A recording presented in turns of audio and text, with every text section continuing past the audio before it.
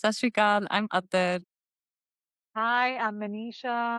Welcome to our podcast, Two Best Friends, We're Two Best Friends, which is us talk about anything and everything that relates to millennials, women, brown migrant, living in one country, another home, two homes, mums, anything and everything that hits the core. And today we are in two different locations. Don't mind my background. Don't mind any background noises because I'm in India. I can already hear few crows, few dogs. So just don't mind me. So I was going to say two best friends in two different continents. Yes, yes, yes. How amazing is it? Yes. So here we are with another episode. And as there's been a lot of travel and things around for us, one of the things that's both of us recently is reading books. And we thought, why not share about the books that we have enjoyed now, but also in the past, or some of the books that have kind of resonated with or made an impact or whatever. And we'll go through it today's episode and talk about our thoughts and feelings and impacts of it between each other. Some of the books that we've read have been similar, so some are different, so we'll go from there. But before we get into it, we'll do silver linings, and Atta, we'll start with you. My silver lining happened only like half an hour ago. Right. I had my favorite sabji at Langar, and my soul is so content. I'm just so happy eating karele ki sabzi. I'm over the moon. I feel like my soul has been fed. So that was each bite as I was eating. I was like, oh my God, it is so good. But that's something that just happened. But I have to also mention another silver lining, which relates to our book's topic, was that you and I, Manisha, we both were on a trip recently. And I just loved it how, like, some days we were just discussing books. We were discussing the same book, the parts of it, the fragments of it, and things that what our thoughts are, which led to this topic anyway. But it was just so nice because we've discussed about K dramas. I have been into K dramas and I love talking about it. Anyone who can get into it. It took you a while to get into it, but it was so amazing that I could actually share that with you. And now it feels like I'm stepping into your world of books, even though I used to read books, but it's just so nice that we're reading similar books that we can talk about. So it was just like so beautiful, very heartwarming. I feel like that was like a taking our relationship up notch with that discussion, even if there is any up notch there. But yeah. Yeah, I mean, there always is, but it's lovely to hear that. And I think we'll talk a bit more about it Yes. in our discussion. But before we get into it, I think, um, yeah, my silver lining for this week, honestly, I can't think because coming back from a holiday, there's so much that happens. Let me help. That's your But go-to silver lining. it is. But I've got to say, okay, I have a silver lining now that I reflect back, and that's the joy of silver lining. Yesterday, my kids are on school holiday, so yesterday we went. I had a busy day in the morning, but I said to them, once I finish, we'll go for a walk, and we did. They were cycling, I was walking, and the weather was cold, but we just went out, and it was really amazing. And then we actually discovered a new park, which was exciting. And they played for a little bit. But I think there are times when I would be like, nah, too cold. I won't do it. But Yeah. we did it. And I felt really like the kids loved it. And I enjoyed it as well. And just the feel of just discovering things while walking. And I think that goes back to our travel Yeah. where like I've been saying it to a lot of people, but most of our trip this time, and it was a few days, was just walking, Okay. and discovering things. And I think I am really enjoying, and I found a lot of joy in that thing of just being able to walk and find Yeah. random things. And it was the same with the kids. We walked and we found it. And yeah, that's been my silver lining. Not having any aim and just walking is such a Yeah, bliss. it is. It's so good. That's Yeah. fantastic. Yes. And now coming back to books, right? I want to come back to that point you said. And I do agree. I think sharing something and with friends you share different things and it makes a relationship deeper, but sharing books or having moments, and that's why I think we're here. But it was so funny because Atta had read the book that I was reading. I mean, it was so weird because I would come to one of those climax points and I will close the book and be like, okay, we need to discuss this, but you can't tell me the next bit. But It was I so did that hard. so many times, and then we did the whole, back and forth between us. But it was exciting and it was cool because it's also we can talk about the book because it was something connected to our culture and Yeah. something we've So grown up with. yes, let's talk about the book. So the book is the trilogy of The Hidden Hindu. It talks about it's the combination of every mythology that's out there known to the mankind. Shiva, every god, immortals there, the number of immortals are there, the Kailash Parvat story, everything that you can think about in mythology is in that trilogy. I love mythology. And I was absolutely obsessed with the book that when I went to my trip to Thailand, I took both the books because I knew that once one finishes, I will not be able to resist the next part. I couldn't wait to read the next one. And when I got home, I was done with the third part as well. So that's how good it was. But it has so many twists and turns that it leaves your mind baffled. And that's what Manisha's talking about, that how mind was blown. And I knew the twists. And it was so hard for me to contain and not tell you that what happens to this person. Oh, this is the worst one. And Manisha would come to me and she was like, bloody Nagendra. And I'm like, oh, he hasn't stooped that low yet. If you're saying bloody him, wait till he goes even further down. So it was really, I really know good that way. it was. And it was really good to share that. And I think just, again, I think it's the Indian mythology. And again, you've heard the names and you've heard about the different characters of people that are part of that. But you've never, this was just a twist to it, which was really, which really I think boggled you, but also like the different yugs and how, the numbers and stuff. Some of those things are very mind boggling and which is really cool. I don't know how much of it is true in the sense of what's in it's a fiction based book, but I think for us, it was sharing that cultural background, but also the story and, the different aspects of human behavior and how it Mm. just goes extreme. Yeah, I think that's what stood out for me that when he had finished the book and at the end we discussed about one particular character that is it going to be another book based on the decision that character had made? And then we got into the discussion that do you actually, is your future or is your life defined by the karma or the way you're brought up?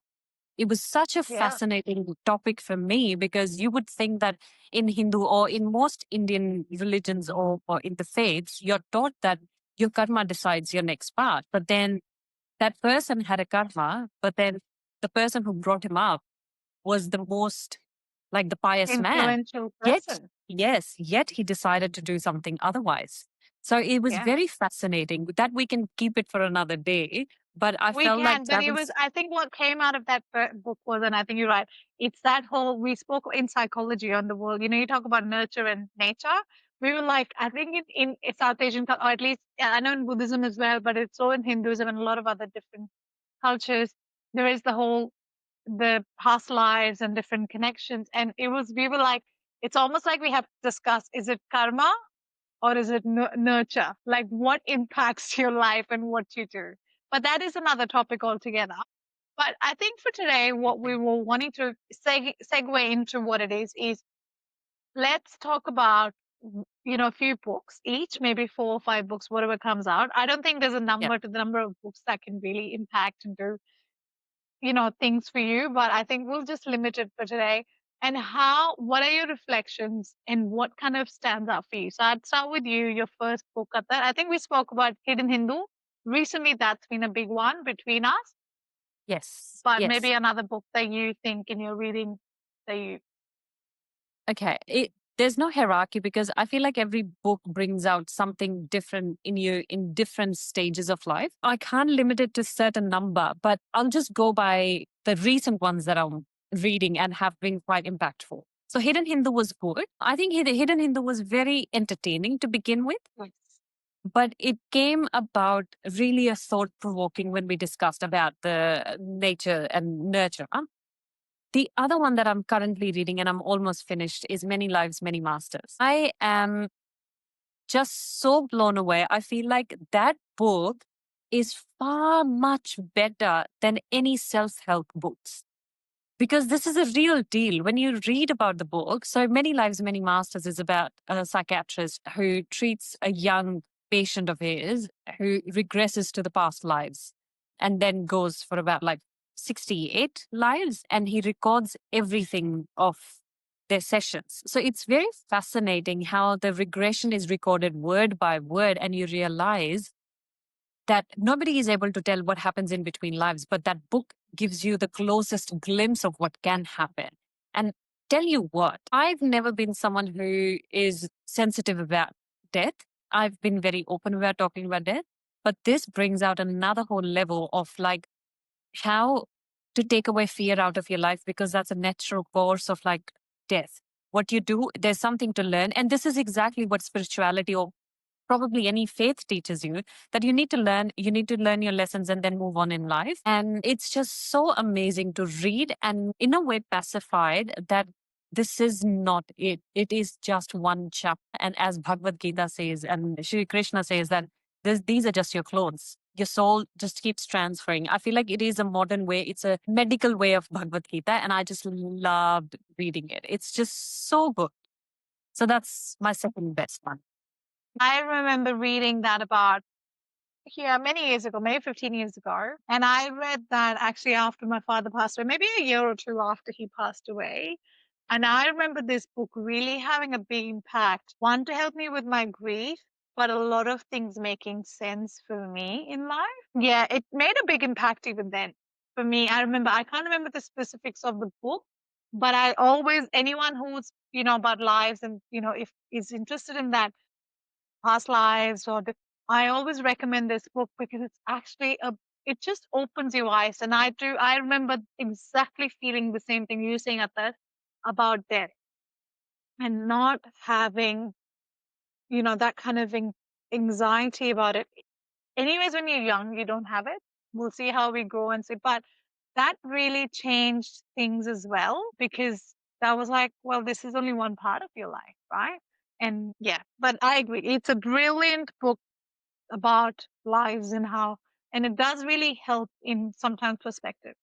Yeah, and I have to say that there's nothing new that I hadn't heard before, but it's just from the perspective of science. And at the moment, if I'm doing Nitnem, I feel like it has not advanced, sorry, it has made it better for me to understand each word that I'm doing, each action that I'm taking, because now I knew that science was also there, but it's just a quantum physics and everything just making sense. So yeah, that was really good. What about you, Molly? What book has stood out to you? Recently, I was thinking, what are the books that have kind of stood up for me? I think another book, and that's more in um, Australian, like South Asian context. And this is a book called Chai at Cinnamon Gardens by Shobha Narayan, who's a Sri Lankan based Australian writer. And I think it was a big eye opening experience for me, just the nuances of the culture and belonging. I think there was a lot of relating to that what she had written, but also that whole Sri Lanka and that experience. Like, it just brought me, I think some parts of it really hit me very closely, even though I didn't realize how much there was relevance to it, because she talks Yeah. about culture in Australia. And I think right now with, I feel like with what's happening in Australia at the moment with the whole anti-immigration and a lot of other stuff, sometimes it's like, oh my God, I don't know if I felt like this, but reading that and seeing things around, it does sometimes hit you. And that was a book that really very nicely wrote about it, and was a light read as well, but very deep in its own way. Yeah, it's amazing how books can make you relate to the situation sometimes. It speaks to you in that. Yeah. It also helps you deal with things, right? I feel Yes. like that's the other thing. It really helps you deal with things in different ways. Yeah. My next book that made an impact for me, and it was Thousand Splendid Suns. Yeah.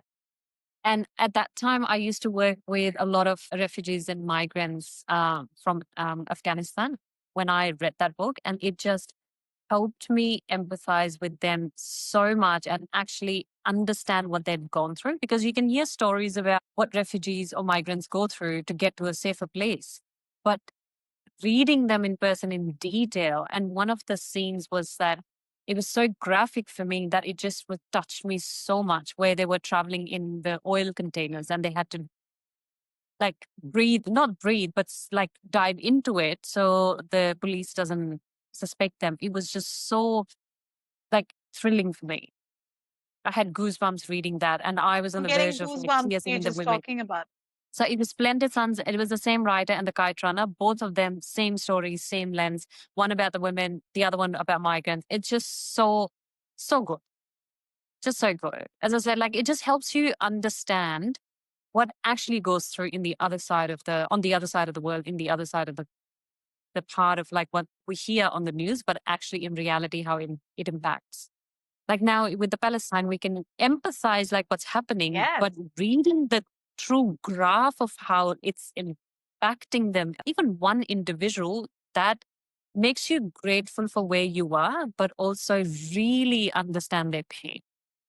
Yeah. Yeah. It's almost like without delving into it, you're delving into all these worlds and trying to have a deep I think that's what books do because it takes every distraction away and lets you get deep into it, which is what I find, and almost kind of understand it from their perspective and live their world through that book, Yeah. which I don't Yeah. think there's any other medium that does it. There's nothing No, else that makes you do that. that's so true because with books, you make your own perspective, you make your own story in your mind, you make your own colors in your mind. If you're watching Even people. or hearing, exactly, hearing or watching something, you have somebody's perspective. And it's good in a way, but it involves all your senses when you're reading a book. It's like you have to involve every part of you in this. It's Yeah. so true. And I think that's why, I mean, I go through phases about reading books or not. Like, I go through phases where I don't read books for a very long time. And I think we all, you've had that too.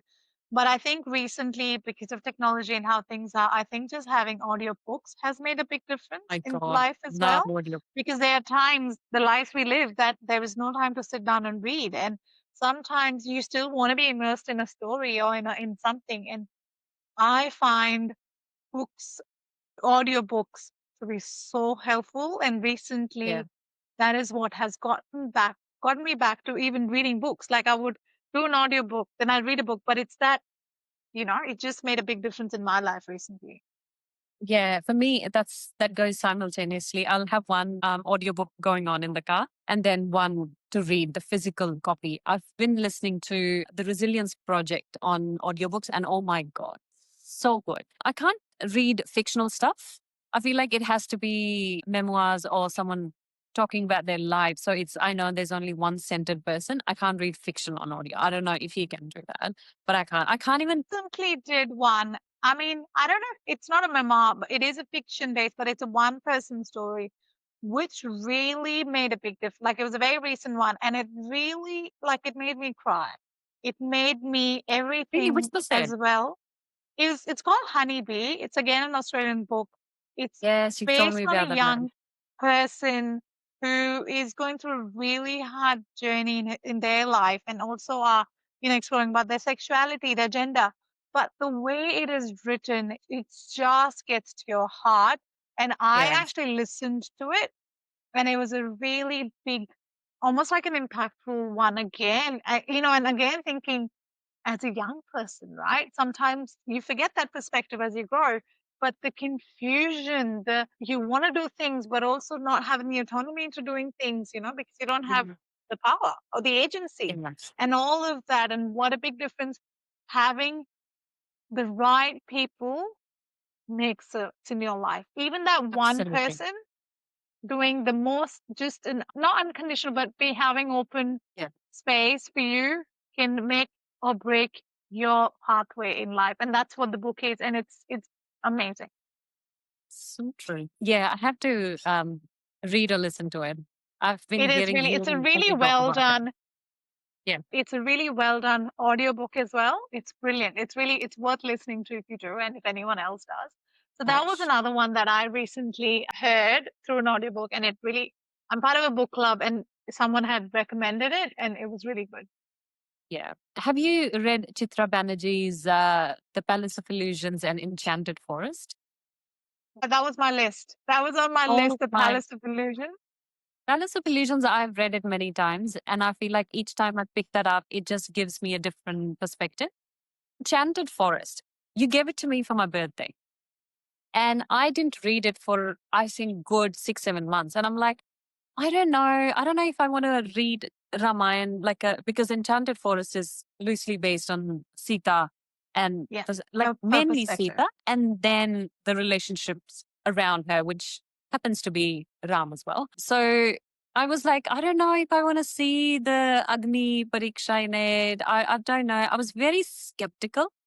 But man, when I started reading it was a love story. It is such a fantastic book. I loved it. Chitra Banerjee writes beautiful She does. women centric books and But just so good at. it's also the whole thing, right? Like I remember growing up and saying, why is it always like, Yeah, it's always the perspective of the men that you're hearing all the time. I mean, that was my experience. But this was my first experience, and this is from an Indian mythology perspective, or just from a Hindu perspective. These were the two books that really kind of spoke from a very different perspective, Draupadi and through Sita's perspective. And it was brilliant. It was like, wow, that's another perspective. And it was just empowering to see that as well. yeah. I want to read the last one. You have the Chitra Banerjee's third book. You've read that as well, isn't it? The Last Queen? Yes, yes, that's another, and it's not even it's not it's history. I mean, all of this is history, could be, but that is based on Maharajit the Singh king. and King Yes, Dalip and Singh. that is another Yeah. brilliant book. Yeah, I would love to read that too. I think that's going to be my next one. Yes, I have yes. to mention one book that I was told to read it if you are in a bit of a rut. Murakami's No Vision Wood. And I have to also You read it? say, I read it. Remember, we went to Darwin and I was reading it, and you were like, oh, I never thought you were no Murakami person. And my She God, doesn't forget that. I felt like rather than taking me out of the rut, it took me back into the rut because it is It is a such a very depressing book. Like people dying. I found it. I read it many many years ago. I found it a very dense book as well, personally. Like it was too much. It is So too many things. dark. It's like people Yeah. dying left and center. I'm like, I Yes. don't want to do that. I don't Yes. want Yes. fiction to be like this. Yes. Yes. Yeah, I found it to be too. Um. Yeah. It was too yeah, much for me when I read it. But I yeah. also think. I mean, I don't know if you have that, but I think every book has its time. Yes, And there are a lot of books I buy, or well, not books, but books I buy. I think I read it and I don't, and then I leave it, and then there's a day that comes, it almost calls me, and then I pick it up and I read it, and then I keep reading it. yeah, It yeah. Oh, happens to me a definitely few happens times. that. Or I pick up something, I can't for some reason get into it. I leave it, and then there's another time, and it gets me in. Yeah, yeah. No, definitely that happens. Now, before we go away, we haven't discussed about the book that I read and then you started to read 40 The Rules of Love. recent one, and yeah, yes, let's talk about that part. Which one Yeah, is we it? have this is the impromptu sort of a thing. We both haven't discussed it. How did you find it? Because I So was I'm giving still very reading it. reactions. You are giving me very like, oh my, Have you finished and it I was though? like, what is this woman doing? And I no, I haven't finished it. I haven't had Okay, the that's space fine. and Because time to because yes, life yeah, because I was giving reactions towards the end, like the last 3 or 4 end of chapters. it. Yes, so you haven't gotten Yeah, to that part. yeah. So So this 40 is Rules of Love, no. just So to quickly this is the summarize. book. Yes, Yeah. So yes. quickly to summarize, it is a book about Rumi, the great poet and philosopher Rumi, and his companion Shams. It is the back and forth of 17th or 16th or 15th centuries, back in the days when Rumi was there. And it's a story Well, between their companionship and also the modern day love story. So it's very nice. I loved mm, how it's chaptered quite small. Like it's everybody's perspective it is and quite. takes the story forward. There's no big, thick chapters that you have to be like, oh my God, I have to finish the chapter. Otherwise, I'll forget about what's happening. Because that's what happens to me. So I really loved how they were like only few page chapters that you can read someone's perspective from that person and then move on.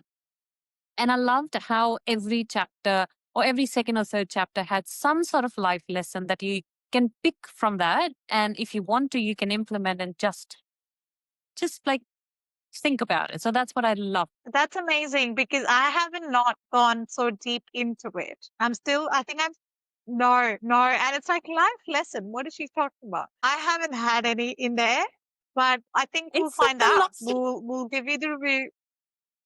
I'm still in the beginning of it, but I am excited because it's opening up and it's looking good. I'm still hooked on to it, but I haven't gone into the deep into it. Okay. No, I loved 40 Rules of Love. It was like when it was all over my feed. It was all over like any people that I followed, they were talking about this book. I was like, oh, I must see it. And you've read that same author's book, Read, yes, I've Bastard of read this Istanbul. author's book, and Yeah. that's why I knew she's a good writer. Yeah, she's a good writer, Yeah. So she's no doubt written about well. it. And I mean, Yeah. yeah, I think it'll be good, but not yet deep into it. So don't know. Again, I think it's a headspace thing as well, and Yes. just life, and you've got to have the capacity and space for it, and that's what books sometimes do. Because I really go deep into it sometimes, like everything else, and then it's really hard sometimes with things that you don't get the opportunity to, which is what it is. But that's my book I'm reading. What's the book you're reading now? I'm still finishing. I'm towards the last bit of Many Lives, Many Masters. So I'm in India at the moment. I don't have another book. Well, I do have a book. It's about the Indian lifestyle, Indian food sort of thing. I'll see if I get into it. If I don't get into that book, it's the Common Sense Diet book. Just talks about like the normal diet and that sort of thing. So if I don't get into that, I think I'm going to start reading Many Lives, Many Masters again. Question for you. Do you not like, I mean, with Many Lives, Many Masters, it's a bit different, but other than that, do you prefer reading books like fiction or non-fiction or like Or depends on stories me.